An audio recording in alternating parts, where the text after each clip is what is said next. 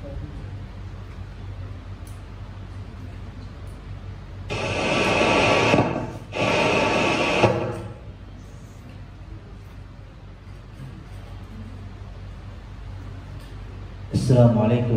warahmatullahi wabarakatuh.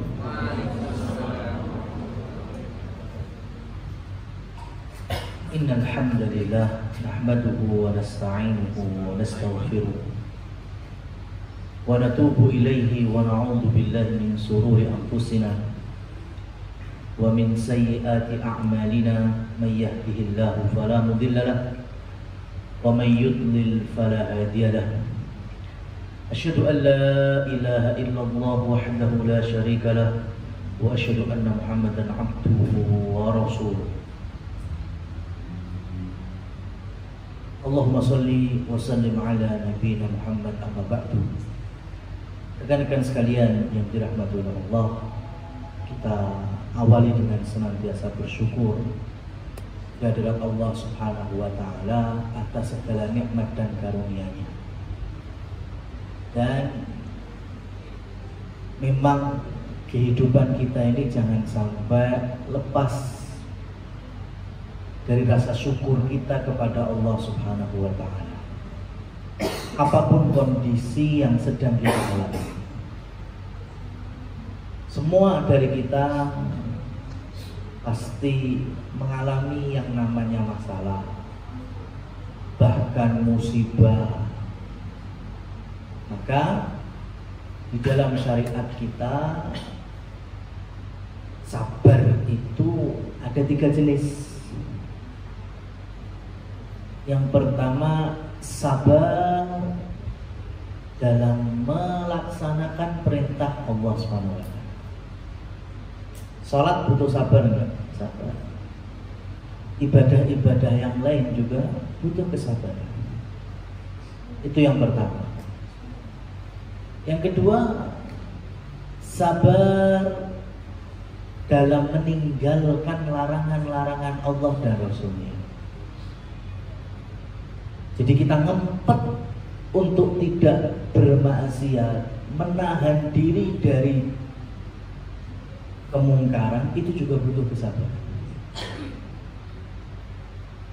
Baru kemudian yang ketiga, sabar dari takdir Allah. Yang mungkin sakit, mengalami musibah ini itu, ya butuh sabar. Jadi sabar itu ada 3. Sabar dalam ketaatan, sabar dalam meninggalkan dosa, sabar dalam menjalani takdir. Saya mau tanya kepada teman-teman, yang paling ini pahalanya besar semua ini. Sabar itu ya amalan yang mulia sekali di sisi Allah. Tapi dari jenis 1, 2, 3 tadi, yang paling rendah yang mana? Yang paling rendah. Paling rendah. Sabar dalam meniti takdir Allah itu paling rendah. Kenapa? Ya, dalilnya ada di dalam Quran surat Yusuf. Dalam peristiwa kehidupan, puzzle kehidupan Nabi Yusuf alaihissalam, di antaranya ketika Nabi Yusuf dicemplungkan ke dalam sumur oleh saudara-saudara yang dengki itu, Nabi Yusuf sabar apa enggak? Sabar. Dizolimi, ya, sampai dijauhkan dari ayahnya, dimasukkan ke dalam sumur di salah satu hutan. Sabar beliau. Kemudian ketika Nabi Yusuf berada di Mesir, dalam ayat wa ghallaqatil abwab, ya, saat wanita istri dari penguasa Mesir hari itu menggoda Nabi Yusuf, mengunci pintu-pintu istananya ini, dan ujungnya Nabi Yusuf pun mampu meninggalkan rayuan dan godaan. Pertanyaan selanjutnya teman-teman, mana yang Allah puji? Sabarnya Nabi Yusuf kecemplung sumur atau sabarnya Nabi Yusuf tidak tergoda dengan Zulaikha? Yang mana? Yang mana yang dipuji? Yang tidak tergoda oleh Zulaikha. Itu yang dipuji. Ya. Padahal kecemplung sumur ya musibah. Nabi Yusuf juga sabar. Maka dari sini sabar meninggalkan maksiat itu jauh lebih tinggi levelnya dibandingkan sebatas sabar menjalani takdir Allah. Kenapa? Karena kalau menjalani takdir Allah itu tidak punya pilihan. Sampean sakit ini sakit, udah sakit ini. Kemudian dapat semangat, sabar mas, ya berpahala insya Allah menggugurkan dosa. Nggih, sabar insya Allah. Yo wis, sabar dipilih. Terus gak ada pilihan. Kalau umpama ketika belum sakit dikasih pertanyaan, pilih loro apa pilih sehat, jamnya gimana? Sehat mesti. Ya? Ada dua pilihan.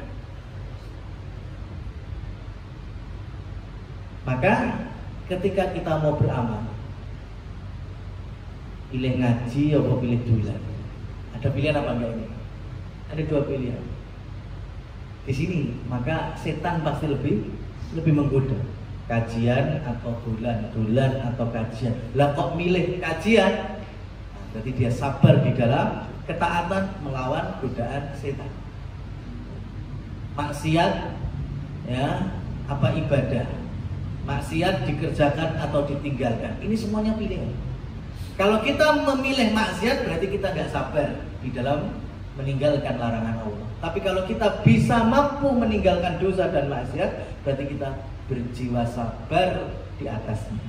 Dan ini mulia sekali dibandingkan sebatas menjalani takdir.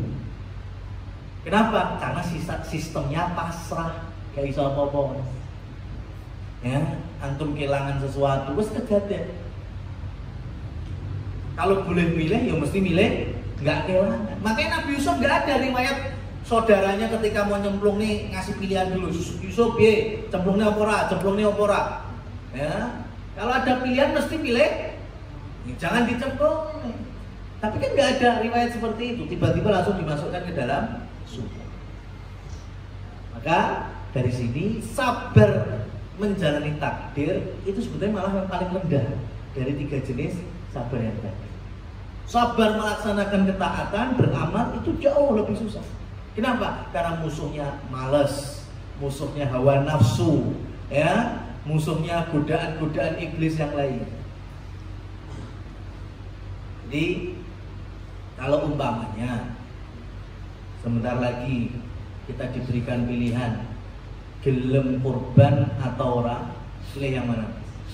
Kalau mampu, pilih yang mana? Berkorban. Dan sabar di dalam mengeluarkan harta di jalan Allah untuk beramal, beli hewan kurban. Ini termasuk amalan di atas kesabaran. Berikutnya teman-teman yang dirahmati oleh Allah Subhanahu wa taala,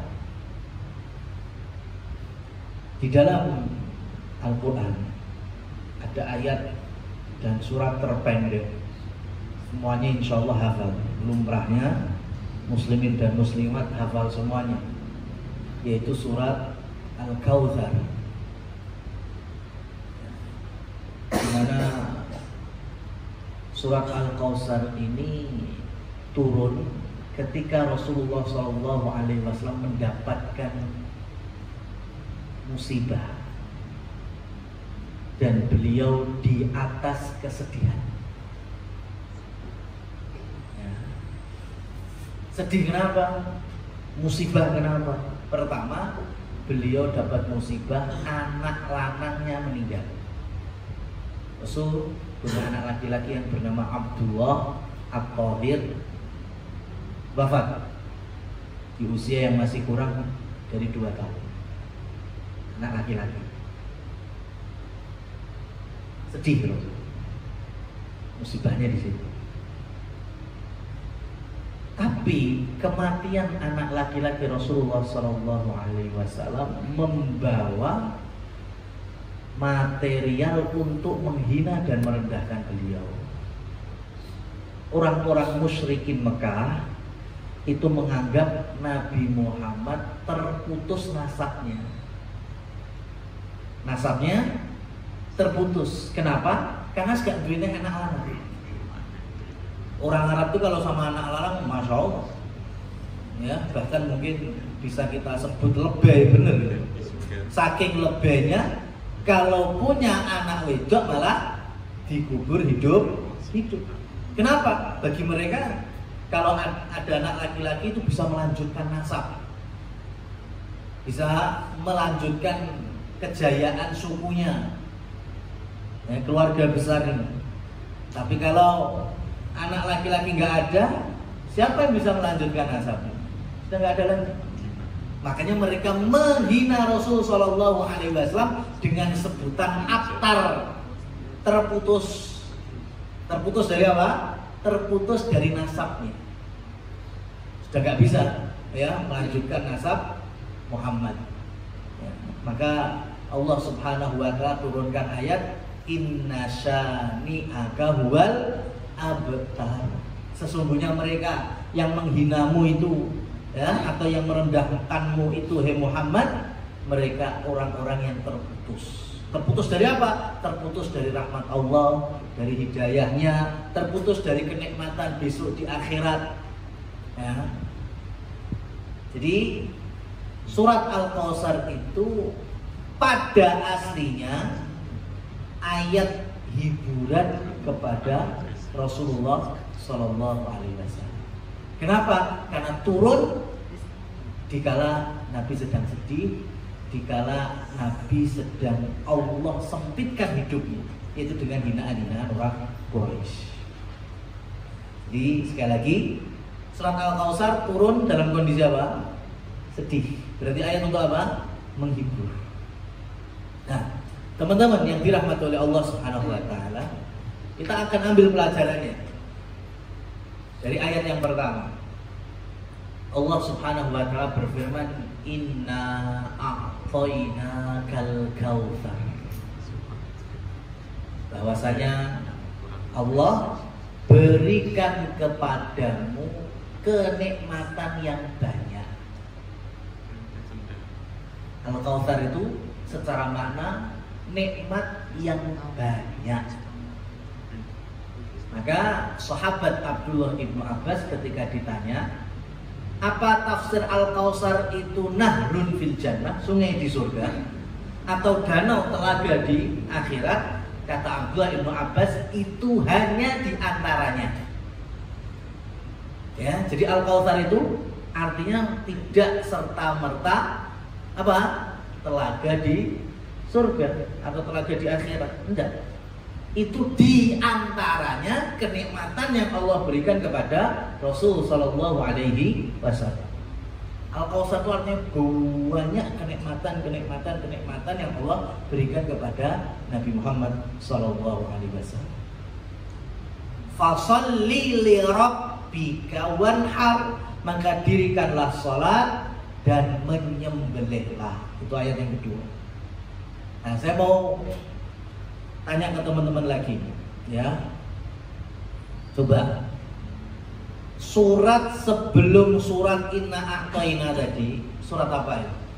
Ada yang tahu? Sebelum surat Al-Kautsar itu surat apa? Karena Al-Quran itu ada pelajaran munasabah, kesesuaian, sinkronisasi antara surat dengan surat berikutnya. Al-Ma'un, betul. Ya, sebelum Al-Kautsar itu surat Al-Ma'un. Di dalam surat Al-Ma'un temanya kan pendusta agama. Ara'aital ladzi yukadzibu bid-din. Ingin tahu orang-orang yang mendustakan agama, beragama tapi abal-abal. Ya. Fadzalikal ladzi yad'ul yatim, menghardik anak yatim. Wala yahuddu ala ta'amil miskin, ya. Sama orang miskin pelit, ya. Wala yahuddu ala ta'amil miskin fawailul lil musallin alladzina hum an salatihim sahun.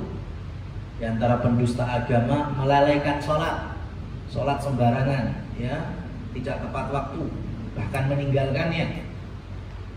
Alladzina hum yura'u, bahkan ketika beramal pun juga riya. Wa yamna'unal ma'un, ya. Ketika diberikan pinjaman dari Allah, itu pun pelit untuk berbagi, ya, genggam, nggak mau sedekah. Nah, ya, surat Al-Ma'un isinya orang-orang yang mendustakan agama dengan tema besarnya nggak mau sholat atau sholat sembarangan, melalaikan sholatnya, melalaikan waktu jadwalnya, dan berkaitan dengan harta, mereka tidak mau berbagi. Sama orang miskin nggak mau, sama yang lainnya juga pelit. Padahal wayam naunal maun itu, teman-teman, ya, itu titipan, jadi bukan milik kita sebetulnya. Dan yang nitip meminta supaya dibagi-bagi, tapi saking pelitnya juga mau bagi. Paham? Ini orang pelit super medit ya kayak gini. Ya, kitanya aslinya itu nggak punya apa-apa. Yang berikan sekian harta kepada kita selagi hidup itu Allah Subhanahu wa Ta'ala. Pemilik aslinya siapa? Allah. Cuma Allah sedang memberikan itu dengan maksud nitipkan sebagian rezeki itu kepada kita ini. Dan Allah pesan, ya, iki diwenehi dalam bentuk dipinjemi oleh Allah, tapi yombok bagi. Tapi saking pelitnya, genggam, nggak mau bagi. Itu tema besar dari surat Al-Ma'un. Maka di surat berikutnya, yaitu surat Al-Kautsar, Allah ceritakan itu karakter Nabi Muhammad SAW di ayat yang pertama, Inna a'tainakal kautsar, hei Muhammad, kami berikan kepadamu nikmat yang banyak. Nah, bagaimana selanjutnya dengan nikmat yang banyak itu? Fasholli li rabbika wanhar, tegakkanlah sholat dan menyembelihlah. Ya, berarti wujud syukur, salah satu cara kita bersyukur dari nikmat itu gimana? Ngapain? Menegakkan sholat dan menyembelih. Menyembelih itu kan dagingnya untuk apa? Dikonsumsi dan juga dibagi-bagi. Jadi berlawanan dengan surat Al-Ma'un tadi. Surat Al-Ma'un menceritakan kondisi orang yang abal-abal beragama, gak gelem sholat, pelit terhadap harta titipan Allah. Adapun Al-Kautsar, ya, memberikan karakter Rasul Shallallahu Alaihi Wasallam ketika diberikan nikmat, beliau tegakkan sholat, khususnya sholat Idul Adha, dan kedua yaitu dengan menyembelih, dan dagingnya nanti buat dibagi-bagi. Jadi kalau hari ini dengan stabilitas ekonomi yang beraneka ragam dan juga flyer dan pamflet hewan kurban yang beraneka ragam, ada paket A atau paket golden, wah itu yang sapinya bisa puluhan juta, kambingnya saja di atas 5 juta. Ada paket yang luxury atau yang superior, mungkin kambingnya 3,5 juta. Tapi juga terkadang ada yang pamfletnya paket ekonomis, kambing cuma 1,5, atau 2 juta. Ini tergantung kita melihat. Kalau kita memang punya kemampuan baru di paket ekonomi, ya sudah, kita bisa beramal menunjukkan rasa syukur dengan berkorban melalui paket ekonomi. Kalau kita memang sudah niat Allah lapangkan rezeki dunia, kita pengen berkorban yang paket golden, yang monggo silahkan. Tidak perlu saling merendahkan. Yang berkorban besar merendahkan yang berkorban murah, jangan. Ya, itu nanti takutnya bisa menghapus pahala kurban dan masuk kategori tadi ayat yang ketiga yang terputus dari rahmat Allah karena menghina ya syariatnya. Opo kurban kok wedhus kok cilik men ya kuwi rego piro. Ini namanya bentuk merendah. Kalau dia berkorban yang lebih, maka ini bisa merusak pahala kurban.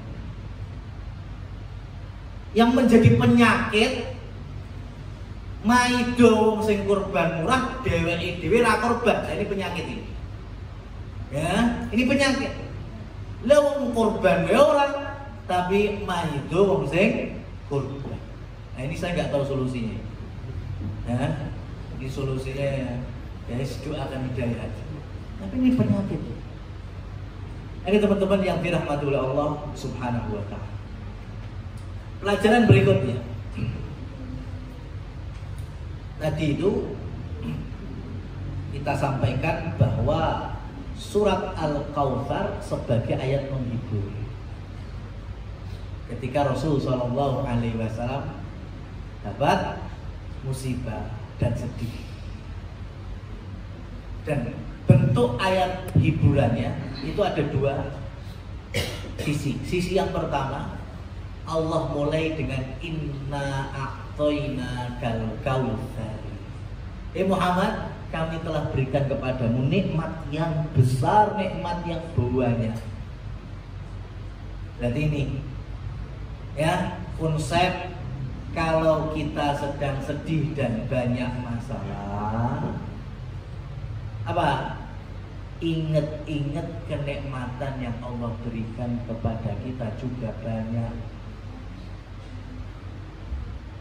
Jadi tolong bisa mengurangi sambatnya kita. Ini kalau kita sedang sedih, kita sedang ada masalah, sing dieling sambatnya apa nikmati? Sambat.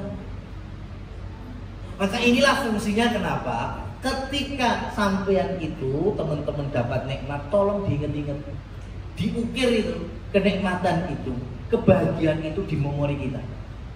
Setiap ada kenikmatan, kesenangan diukir dalam memori, ditanam dalam memori, supaya apa? Ketika suatu saat Allah takdirkan kita sedih atau sedang ada masalah, kita buka memori dan ternyata memori yang tercepat kita ambil yaitu memori kebahagiaan dan kenikmatan, sehingga kita langsung ingat Allah Subhanahu wa ta'ala. Alah, sedih kok sakmene, wingi-wingi nikmate luwih akeh. Ya, susah kok sakmene. Lah wingi-wingi aku iso ngene gitu. Ya, cuma masalahnya kita ini jarang yang mengukir kebahagiaan dan kenikmatan. Yang diukir itu susah, musibah, sehingga ketika dapat kesusahan berikutnya sing dieling yo susah sing pengenane, musibah sing ya tahun wingi akhirnya sambat rabar. Lihat bagaimana Allah Subhanahu wa ta'ala menghibur Nabi dengan awal suratnya mengingatkan bahwa kenikmatan yang Allah berikan kepada Rasul itu banyak sekali. Inna a'toina kal kautsar.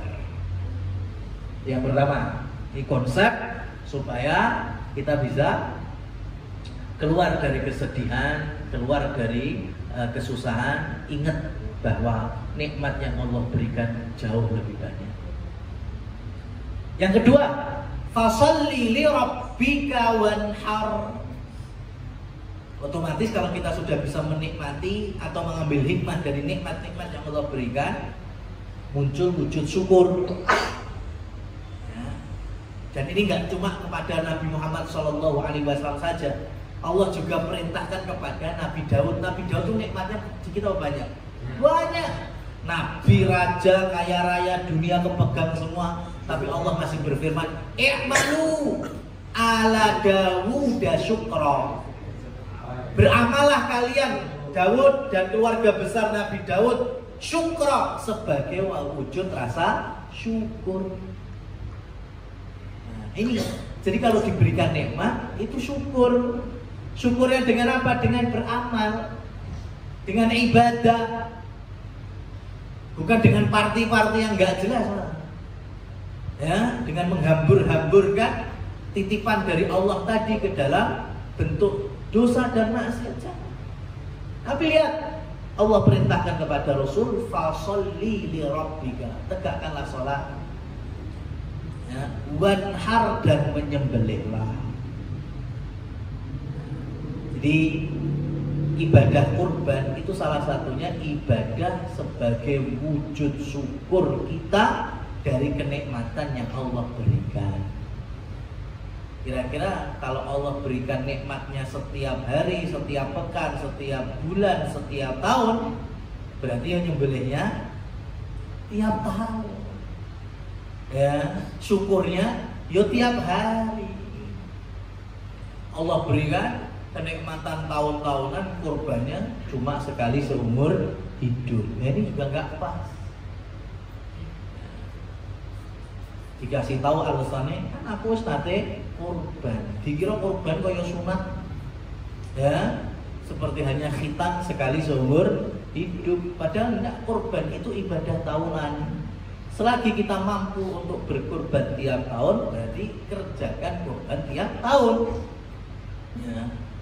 Sebagaimana kita sholat juga diminta setiap waktunya, ya, 5 kali sehari yang wajib, ya sudah kita kerjakan itu, ya, 5 kali sehari semalamnya.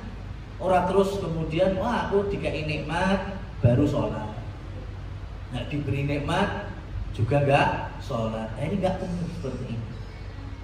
Itu cara mengatasi masalah atau kesedihan. Yang pertama dengan syukur, kemudian melaksanakan amal ibadah. Yang kedua, ketika malaikat Jibril turun membawa Quran surat Al-Kautsar tadi, ayat yang ketiga, "Inna syani'aka huwal abtar", informasi bahwa bukan kamu yang terputus nasabnya Muhammad, ya, tapi yang terputus nasab, yang terputus dari rahmat Allah itu orang-orang yang menghinamu, ya, yang mengejekmu. Itu malaikat Jibril sampaikan sebelum Nabi Muhammad Sallallahu Alaihi Wasallam mendapatkan berita hinaan. Mudah gak ini? Saya berani ya. Tadi ceritanya Nabi itu dihina, orang-orang pada ngomongin, oh, syukur Muhammad terus gak duwe anak lanang, ya, syukur Muhammad terus gak duwe penerus nasab. Itu tuh belum kedengar sama Rasul sendiri. Rasul belum sampai berita itu, ya. Cuma di luar rumah, nah itu sudah mulai gosip-gosip itu bertebaran. Tapi beliau sendiri belum mendengar langsung. Dan sebelum berita itu beliau dengar langsung, malaikat Jibril sudah datang dengan Al-Kautsar lebih dulu. Termasuk ayat "Inna syani'aka huwal abtar". Jadi malaikat Jibril udah ngabarin Nabi, Muhammad, nanti kamu akan mendengar berita hinaan untukmu. Kamu itu terputus nasabnya. Maka sejatinya yang terputus itu mereka, bukan kamu. Mereka terputus dari rahmat Allah. Sudah, Nabi dapat ayat ini dulu. Baru kemudian Nabi dengar langsung berita hinaan dan ejekan itu. Kira-kira Nabi kaget apa enggak? Enggak. Kenapa? Karena sudah dulu tahu dari malaikat Jibril. Maka terkadang musibah, kesusahan, ya, kesedihan itu lebih nikmat kalau kita nggak jadi orang kepo, ya, nggak jadi orang kepo, fudul, pengen tahu aja urusan orang lain, ya, itu kadang nambah masalah. Lihat Rasulullah Shallallahu Alaihi Wasallam, ya, beliau bukan termasuk orang yang suka gosip. Meskipun gosip di luar sudah santer menghina beliau belum dengar. Baru dengar dari malaikat Jibril, itu pun dapat ayat hiburan. Ketika dengar langsung, biasa, ya, menghina seperti ini, mengajak seperti ini, malah kalian itu yang terhina di sisi Allah. Istri beliau yang bernama Aisyah radhiyallahu anha, dalam kehidupan Rasulullah itu ada peristiwa besar, huwak besar di zamannya yang dikenal dengan hadisul ifki, berita dusta, fitnah, perselingkuhannya Aisyah radhiyallahu anha. Teman-teman harus tahu itu, berita itu nyebar se-Madinah, satu kota. Itu posisinya Aisyah sedang sakit di dalam kamarnya kurang lebih 35 hari. Ya, jadi di luar sana orang-orang pada ghibah, orang munafik dan Yahudi, ya, aktor utamanya penyebaran fitnah ini. Oh, semuanya menceritakan Aisyah zina, Aisyah selingkuh. Ibu kita Aisyah radhiyallahu anha di dalam kamar sedang sakit. Dengar aja enggak? Ya. Baru nanti ketika agak fit, sudah mulai stabil, baru bisa keluar rumah, baru dengar fitnah itu. Baru Aisyah sedih. Saya cuma mau tanya, umpama sejak awal sakit Ibu Aisyah radhiyallahu anha itu juga dengar gosip tentang fitnah atas nama beliau, kira-kira tambah sehat atau tambah down? Ya, dari awal nih, ketika baru sakit juga dengar itu, Aisyah ya, berzina, kira-kira tambah sakit atau tambah sehat? Tambah sakit, tambah down. Ya, Allah takdirkan hari itu hampir 40 hari Aisyah sakit, tapi nggak dengar gosip murahan itu. Sehingga beliau nyantai aja, ya, sampai sembuh. Baru ketika sudah menjelang sembuh bisa keluar rumah, baru dengar, baru beliau sedih. Ya. Maka terkadang Allah ketika berikan rasa sakit atau musibah itu sudah menjadi solusi bagi kita, cuma sadar atau enggak. Ya. Itu sebenarnya kenikmatan itu. Coba kalau pas dari awal sakit juga tahu ejekan hinaan, orang mari-mari. Ya. Makanya terkadang fudul, ya, atau sikap tidak fudul, tidak pengen tahu segalanya, pengen tahu segala urusan, itu kenikmatan sendiri dan itu salah satu tipe mengatasi masalah dan kesedihan. Ya, jangan jadi orang yang pengen tahu segala urusan yang bukan urusan itu. Kenapa? Karena bisa jadi solusi itu sebetulnya datang sebelum kita menerima masalah. Kayak Rasulullah SAW sudah dikasih solusi dulu. Inna syani'aka huwal abtar. Baru ketika masalahnya datang, sudah punya clue-nya, sudah punya kata kunci. Itu yang nomor 2 tadi. Ya, selain kita wujudkan dalam bentuk amal sebagai syukur, melihat kenikmatan yang lebih banyak. Yang kedua, ya, jangan suka kepo, jangan suka fudul, ya, tapi nikmati takdir Allah ini, ya, bahwa semuanya pasti di atas kebaikan. Kebaikan yang datang dari Allah, bukan dari pikiran kita. Kalau kita berpikir hawa nafsu, ya, sing elek itu dadi apik, sing apik iso dadi elek. Tapi yang Allah berikan hari ini, itulah yang terbaik untuk kita pada hakikatnya. Nah, itulah hari ini yang bisa kita sampaikan sebagai bahan materi, ya, kajian pagi ini, yaitu fadilah dan keutamaan surat Al-Kautsar serta pelajaran-pelajaran yang kita ambil darinya. Wallahu a'lam bishawab. Waktu dan tempat kami kembalikan ke teman pembawa aja.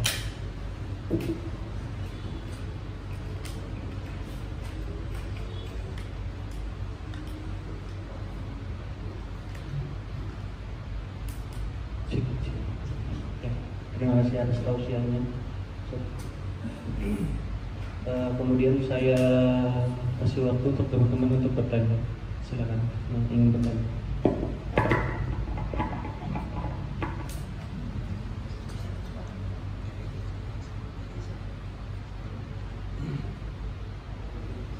Bismillahirrahmanirrahim. Assalamualaikum warahmatullahi wabarakatuh. Waalaikumsalam.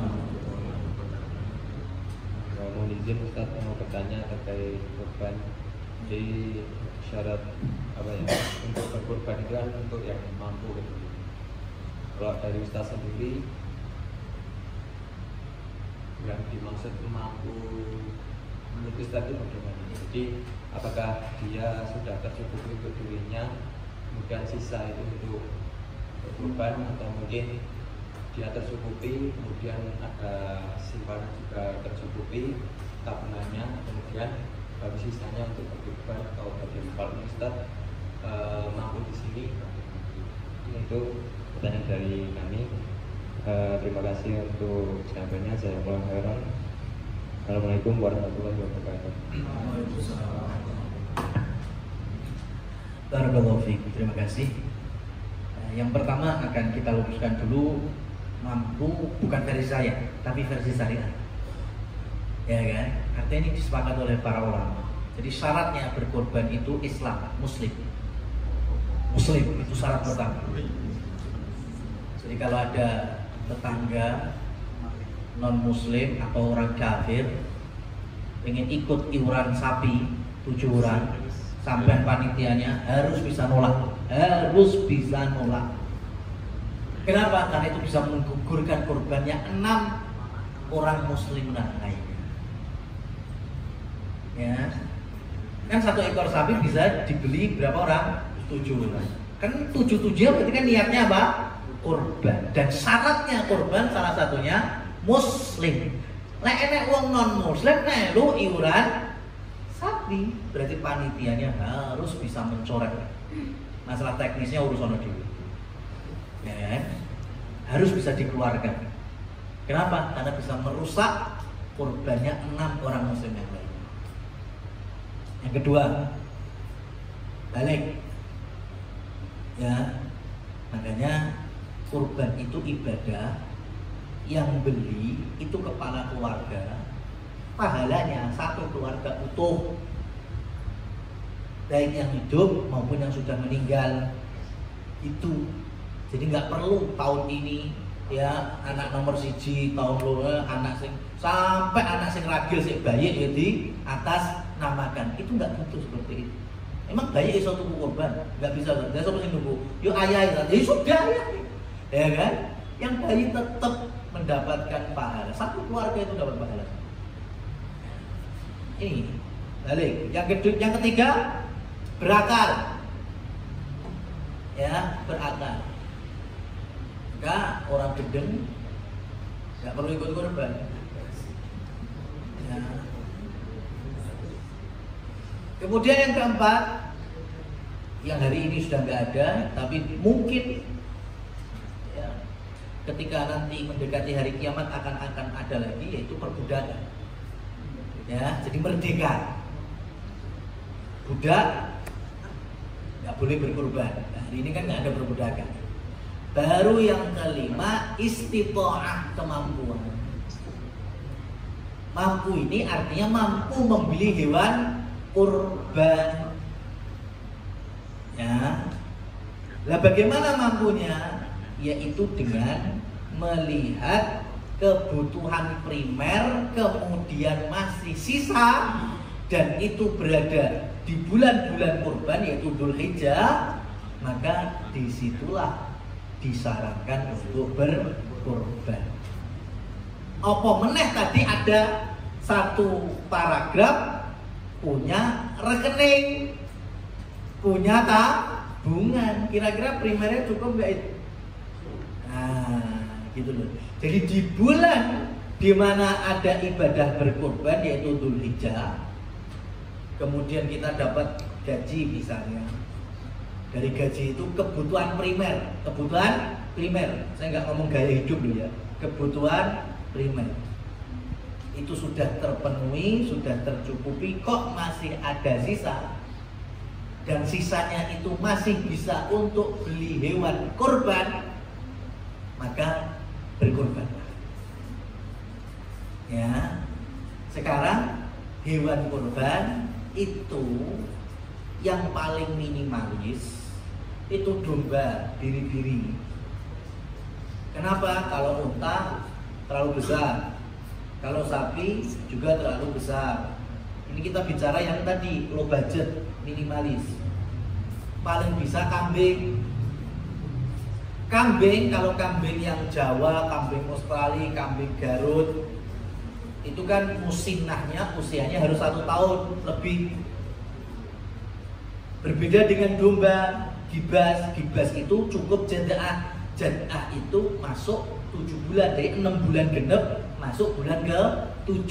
Itu sudah boleh untuk jadi hewan kurban. Dan kurban itu nggak harus jantan, betinanya pun juga boleh.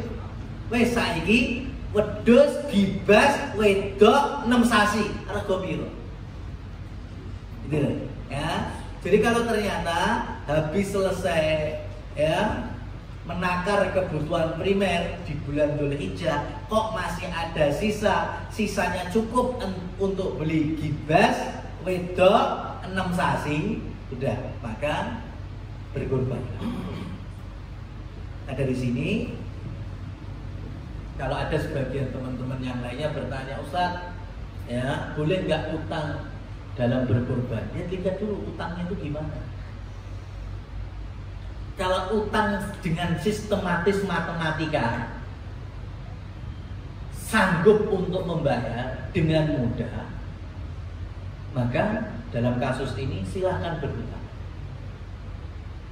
Maksudnya gini, gambaran teknisnya ya. Dia terbiasa setiap bulannya bisa menyisihkan dari gaji 1 juta. Paham? Ya, setiap bulannya bisa nabung 1 juta. Kemudian mendekati Idul Adha, berarti Dzulhijjah. Berarti kan gampangannya Syawal dia dapat gaji, Dzulqa'dah juga dapat gaji, Dzulhijjah juga dapat gaji. Kan gitu kan?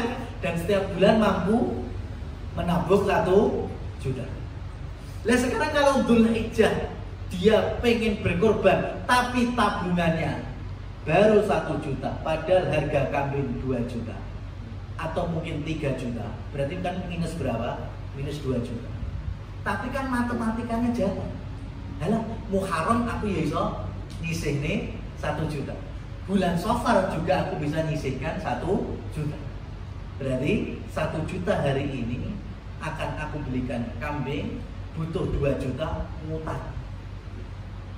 Dengan sistem tadi ya, hitungan matematikanya, Mas saya utang 2 juta, saya membeli hewan kurban, saya lunasi 3 bulan berikutnya.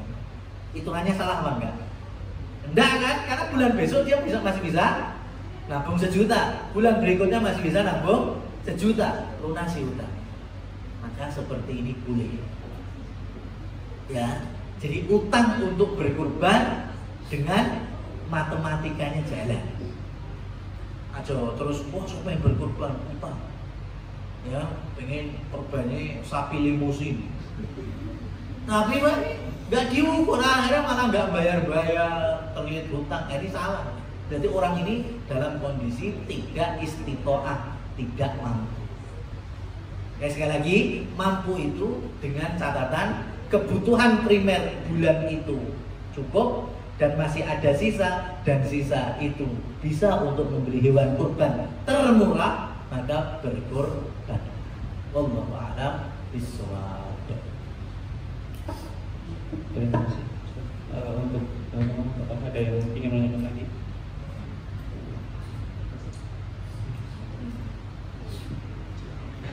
Dan mau tanya tadi sampaikan untuk pahalanya kan 1 keluarga. Ya. Ternyata dalam 1 keluarga itu anaknya sudah ada yang menikah. Apakah itu masuk juga dalam 1 pahala itu atau mungkin sudah sendiri dalam 1 keluarga? Ya. Karena kan ada beberapa kasus itu bahkan 1 keluarga itu iuran 1 keluarga, tapi anaknya sudah menikah gitu. Nanti pahalanya apakah juga masih masuk ke situ dalam kategori 1 keluarga atau Ya. ada? Baik. Satu keluarga yang kami maksud adalah keluarga yang memang hanya punya kepemimpinan kepala keluarga yang menafkahi. Itu namanya satu keluarga. Ya, umpama nikah wis, tapi yo anake mantune ora geblek kerja. Mau males. Ya, mau males. Urip yo nang omah wong tuane apa mertuane kuwi wis jan. Pokoknya nggak punya etos sama sekali. Ya, akhirnya mertuanya yang beli hewan kurban, yang berkorban. Apakah mereka dapat pahala? Ya masalah pahala ya itu. Tapi penyakit malesnya kan harusnya hilang. Jangan kemudian dijadikan dalil, oh berarti ya wis lah untuk pahala wis rasa kurban. Jangan seperti itu. Jadi kalau di rumah itu masih ada satu kepala keluarga yang menafkahi di bawahnya siapa saja, yang di bawahnya siapa saja, itu dapat pahala. Nah kalau ternyata sudah anak-anaknya wis pindah rumah karena udah berumah tangga, tur ya wis kerja, maka ini sudah terputus. Artinya karena sudah bekerja berarti kan Allah sudah menitipkan harta kepadanya. Dan ketika dia sudah bisa berkorban maka berkorbanlah, dan dia akan mendapatkan pahala dengan keluarga yang dibinanya yang di rumah yang itu. Paham? Seperti itu yang dimaksud satu keluarga. Jadi umpamanya sekarang di rumah itu keluarga kakak nggak ada. Yang kami maksud mungkin pembantu, tukang, security, ya otomatis siapa yang menafkahi? Kepala keluarganya itu kan. Maka ketika berkorban, security itu untuk pahala.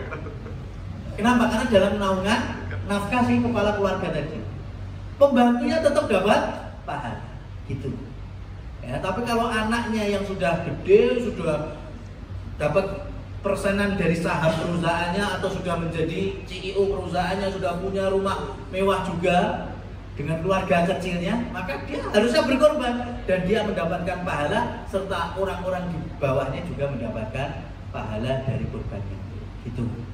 Ya, jadi itu yang dimaksud dengan satu keluarga. Jadi nggak butuh iuran atau patungan sapi yang ada di rumah itu. Ya, yang kita pengenkan iurannya beda rumah atau beda kepala keluarga. Ya, umpamanya wong tua dua anak 5 apa dua anak 6 tapi nyambut gawe kabeh, wis omah-omah kabeh, wis duwe keluarga kabeh. Lah ini boleh iuran. Ya kenapa? Karena hakikatnya sudah bukan satu atap lagi. Orang tuanya iuran sama 6 anaknya iuran. Jadilah 7 orang untuk bisa membeli 1 ekor sapi. Tapi kalau satu rumah, apalagi cuma pengen 1 kambing, jangan iuran mas. Ya, jangan iuran, nggak boleh. Harus dibeli oleh 1 orang tok 1 kambing itu. Nah, tapi ayah duitnya kurang mangatur mas. Ya, kami yang ada di rumah itu yo iso ngumpul nih satu terus kita bilang ke ayah, ya ini iuran dari kita ya. Jangan rubah akadnya, bukan iuran tapi pemberian. Ya, saya punya duit tabungan ya 100.000 tak kasih buat ayah wis. Ya, kemudian adiknya di rumah itu, mas saya juga punya tabungan mas 300 saya tak kene kowe mas, tak kene wis terserah arep nggo apa. Ya, kemudian istrinya, mas saya juga punya 200.000 mas, udahlah buat sampean mas. Ya, sehingga kan menjadi hak milik siapa? Kepala keluarga. Dihitung-hitung, kok iso digenepi tuku wedhus, maka jadilah 1 ekor kambing. Jadi jangan buat iuran. Makanya iuran kurban di sekolah itu nggak sah sebagai kurban. Cuma dagingnya halal untuk dikonsumsi. Itu temanya latihan kurban. Masa wedhus siji sing nanggung wong 200 mas. Itu bukan kurban, itu latihan kurban. Silahkan makan bareng-bareng halal dagingnya, tapi jangan dianggap daging kurban. Cuma daging kambing biasa. Wallahu a'lam bishawab.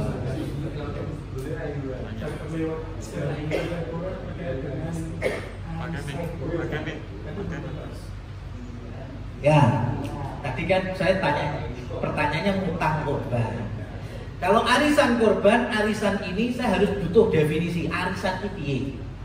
Kalau arisannya dalam arti nabung, saya sebagai pencatat, sampean pengen nabung ben sasi piro wae, tak catat. Nah, itu namanya tabungan kurban. Tapi ada orang nyebut ini arisan. Ya bang enggak? Ya bang enggak? Iya, kasus di masyarakat seperti itu. Ada yang nyebut ini arisan. Ini bukan arisan, ini tabungan namanya. Nabung berminggu, berdino, bersasi, baru nanti ketika setahun mau Idul Adha baru diambil untuk beli hewan kurban. Maka seperti ini bagus sekali. Orang yang mandegani koyo mau, masya Allah, kalau dia ikhlas, bagus sekali pahala dia. Bisa motivasi orang untuk berkurban. Dengan syarat ketika orang tersebut minta karena ada sesuatu, nggak boleh sampai paksa. Sudah kumpul 5 bulan, kemudian anaknya sakit datang, Mas, aku jemput duit tabungan kurban sing dimeriksane. Ora iso. Kuwi duit di kurban, enggak boleh seperti itu. Ya kan? Seperti itu. Itu syaratnya. Jadi tidak punya hak untuk memonopoli harta milik orang lain. Tapi kalau yang dimaksud adalah arisan, tunggu. Bensasi 1.000. Pesertanya 100 wong. Ya, kumpul berapa? Sebulan kena berapa? 10 juta. Ya.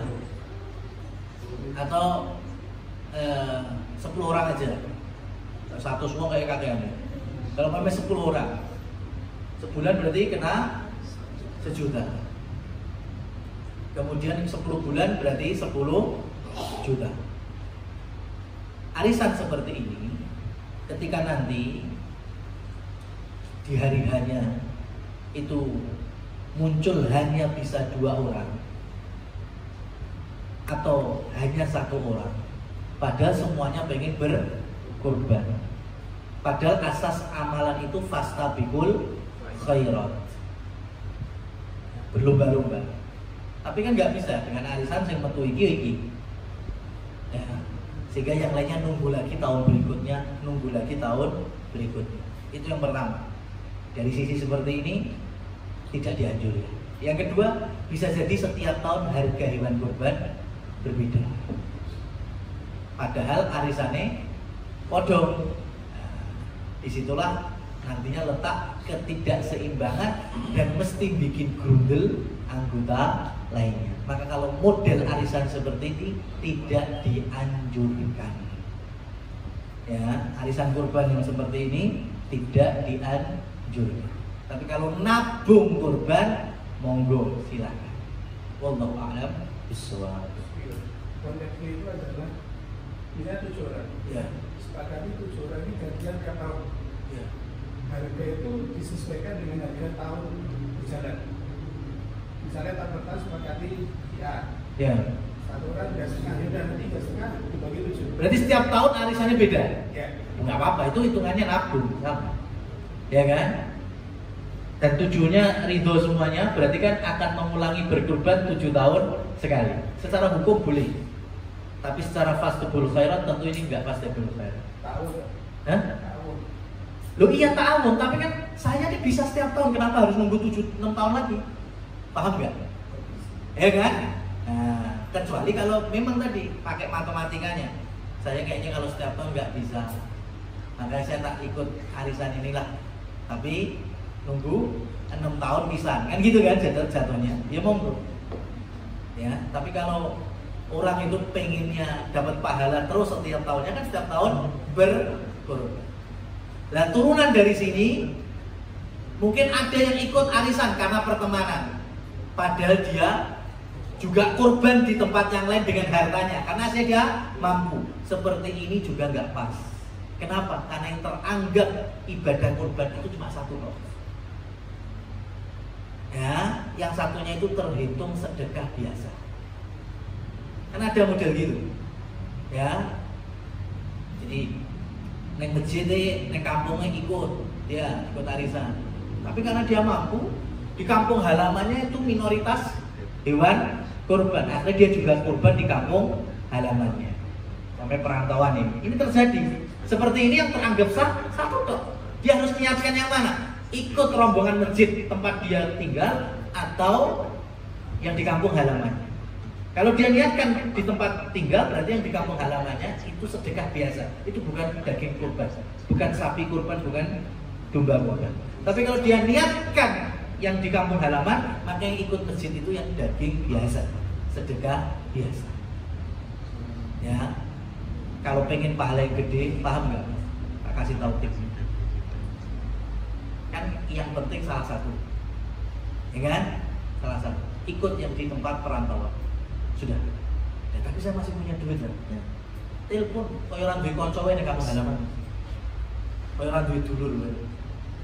Telepon dia, tak transfer. Saya berikan ini kepadamu, berikan hewan kurban atas nama. Ya kan? Sudah. Maka dia mendapatkan pahala, motivasi dan memudahkan orang lain berkurban.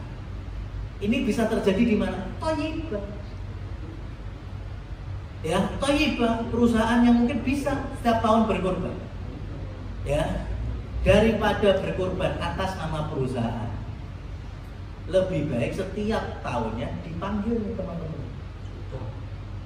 Nah, dikasih jatah 1 kambing, 1 domba atau 7, ya, kasih untuk iuran dana untuk 1 ekor sapi.